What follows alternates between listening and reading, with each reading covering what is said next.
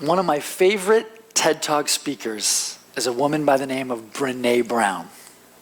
Brené Brown once made the statement, when we're going through life's biggest challenges, life's biggest struggles, the two most powerful words in the world are me too. Me too. Tell you guys a little story. When I was 26 years old, a couple years out of college, felt like most 26-year-olds trying to figure out my career. I'd finished with school, just living life, going on dates, hanging out with friends, nothing really out of the ordinary. I was in Ann Arbor, Michigan, on a Saturday night, shooting pool, 3 guys and 3 girls, having fun, hanging out, typical Saturday night. All of a sudden, suddenly, the worst pain of my life flips on like a light switch. What it felt like is someone literally took a knife and violently stabbed me directly in the left testicle. Again, I'm playing pool. I have no idea what's going on in my body. I dropped the pool stick out of my hands. I doubled over in pain. My friends looked at me and said, "Johnny, you can't even stand up. You're in pain. We'll pick you up and carry you to the car and drive you to the hospital." And I looked at my friends as a pretty ignorant 26-year-old and said, "I'm fine, guys. I'll figure this out. It's Saturday night.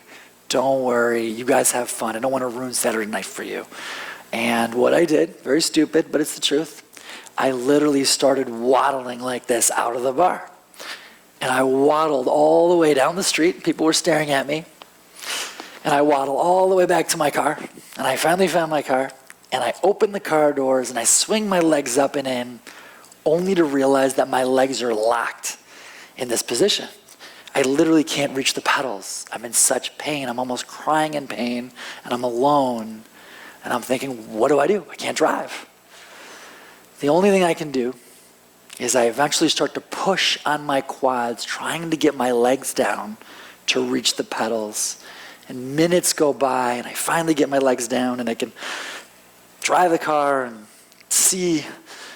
grab the steering wheel. Not long after, I'm in the hospital, and I've got a doctor looking at me in the eyes saying, "Really sorry, kid, you're in your 20s. This is not what I want to tell you, but you have advanced cancer." And as we all know, those words, immediately your life changes so quickly. What I found myself was immediately in treatment. My cancer had started in my left testicle and spread up into the pelvis, abdomen, behind the kidneys, almost to the lungs. And immediately went into surgery. They had to cut the left testicle out. That was the first step. The second step, I had to bank sperm because most of us are going to be sterile and unable to have our own children. And the third step, I had a surgical implant called a port that was surgically implanted into the side of my arm. And a catheter line ran through the vein all the way to my heart. And then they sewed it up. And that was the access port for chemo every day. And my chemotherapies were, in general, Monday through Friday, every day for about 8 hours a day of chemo. Crazy side effects on chemo, like numbness in your fingertips and in your toes, really affects your capillaries, the chemo. You would have mouth sores in my throat sometimes, the size of my pinky nail. Obviously fatigue, sometimes you throw up, you're sick, you're tired. There's a lot of mental and physical challenges that come along with chemo, but I was very lucky. I was able to get through that. They scanned me after about 6 months of chemotherapy. Everything looked clear. And at that point, mentally and physically, I'm really knocked down, but I'm slowly starting to build back up. And about a year later, at 28 years old, I did a checkup CAT scan, and what I had was a recurrence, which means the original tumor comes back. And it was testicular cancer, but this time 4 tumors behind my kidneys, sort of near my spine. So at that point, we had to go immediately into surgery, did an 11-inch vertical incision through the abdomen, pretty much from the sternum down to the pubic bone. Human body is amazing, right? We're able to withstand cuts, surgeries like this. They took all my internal organs. the liver, the kidneys, the intestines, the stomach, completely outside the body, pushed them all the way to the side to get to the tumors, cut out the 4 tumors, put all the organs right back in, stitch the stomach muscle, and then about 60 staples vertically up and down. As you might imagine, I was not in the gym that night. It took a while to build back up and slowly get stronger again. But the important part is when you have all this time in the cancer center going through roughly 2 years of treatments, you have so much time to look around and see where the cracks are in the system. Who better to find ways to make the cancer world and system better for those who follow than those who've already been there, those who've already lived through it, those who've already smelled it, seen the sights, read books there, watched movies there. You literally live in the hospital, for many of us, for years, right? You can't help but see what goes on. And as I'm walking, in many days, on chemo with my IV pole and walking down the hallway to the bathroom, leaving my room, you can't help but look in the other rooms and see who's behind the glass. And walk back to your own room and you see again who's behind the glass. And you see so many people are isolated and alone and scared. Most people are all alone and scared. And anyone who works in hospitals and with people with cancer is aware that that's the harsh reality, that that's what happens. So looking at how people are isolated and alone and scared with no one to talk to, then also being a young adult survivor who wanted to find a way to give back and look for a crack in the system, I tried to put 2 things together.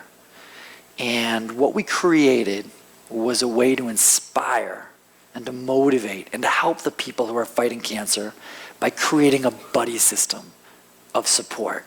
The crack in the system, the crack was isolation. The crack was, why are people alone? Why don't they know people like them? Why are they so nervous going into this? What if they knew somebody who's actually already been there, who's beaten the same form of cancer, who wants to talk to them, help them, motivate them, encourage them, inspire them, help them cross that finish line because they already have? How do we create that solution? How do we bridge these 2 worlds? So we created an organization to solve this problem. It's called Imerman Angels. There's about 8,000 volunteers who are cancer survivors and family members who've already been through a specific journey with cancer, and now they're on the other side. And we've recruited them, we've trained them, we brought them into our system, and then we find people who are fighting cancer today, maybe diagnosed this morning, and Buddy, the best volunteer angel that we know, who's the most similar, with that person who's brand new. So nobody has to fight cancer alone ever. And it's free. These are volunteers. They do this because they care and they're grateful and they want to give back. So let me give you a couple examples of our idea. Someone named Emily, who's 24, who lives in Burbank, California, gets diagnosed with parotid gland cancer, which is unusual in young people, unusual overall, on the side of her face. And she is worried about surgery, being disfigured. She is worried about being on chemo and infertile, unable to have her own children. She's worried about finding a job, looking different, being confident enough to go in a job interview. All of these issues that Emily has, we need to hook her up with another girl named Allison, who lives in New York, who says, I'm 30 years old. When I was 24, I had the exact same parotid gland cancer. I get it, I've been there, I beat it, lost my hair on chemo, but here's a picture of me today. I will help you through this. They can Skype, they can FaceTime, they can email, they can text, even they can travel if they would like to visit each other. But one-to-one, Allison can give hope, knowledge, and inspiration to someone like Emily in Burbank. Another example of our one-on-one peer mentoring program is when the spouse is suffering through this cancer experience. Sometimes we have somebody who is fighting cancer who's 60 and we match them to a survivor, but their spouse says this is the hardest thing in the world. Getting them to treatment, emotionally dealing with it, myself, helping them stay positive, understanding all this, all these ins and outs of life that are so hard, maybe making sure the kids are okay, all those challenges. We gotta hook that spouse up, the caregiver, with another caregiver that can say, I've gone through this as well. My spouse went through the same thing 5 years ahead of you. I have so many tips, so much knowledge. This works, this doesn't work. I can help you get through this. Trust me, there's a finish line. Trust me, life will get better. I'm gonna help you stay positive when you need me to get there. A third application of what we do at Imerman Angels is a sadder one, of course, but when someone loses someone to cancer, maybe it's a child, and a 10-year-old child gets diagnosed named Robbie with leukemia, and after a 2-year battle, Robbie in Michigan doesn't make it. Those parents are isolated, scared. They don't know even who to talk to in their friend and family network who really empathizes, who really understands. We need to get Robbie's family and parents matched with another set of parents that may live in Miami who say, we lost a child to leukemia as well at the same age 10 years ago. We've been there. We thought our lives were over. We stuck out this marriage. We got through it. Here's how we did it in year 1. Here's how it was in year 2. In year 4, in year 5. These parents essentially give a roadmap. They give a roadmap. They've been there. They've walked this walk.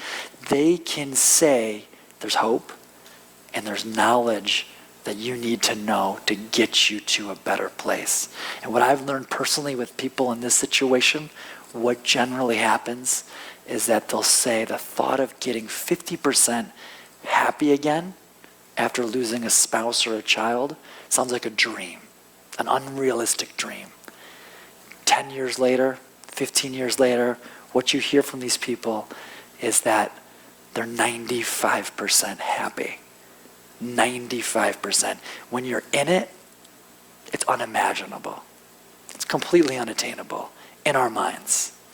10 years later, 12 years later, with a lot of hard work and a lot of therapy and a lot of emotional evolution, these people say they're 95% happy. That gives so much hope, so much strength, and so much encouragement to those families who are just starting this journey.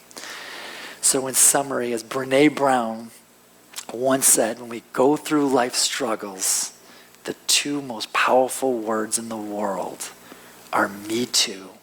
This is what people need in the cancer world. They need to connect.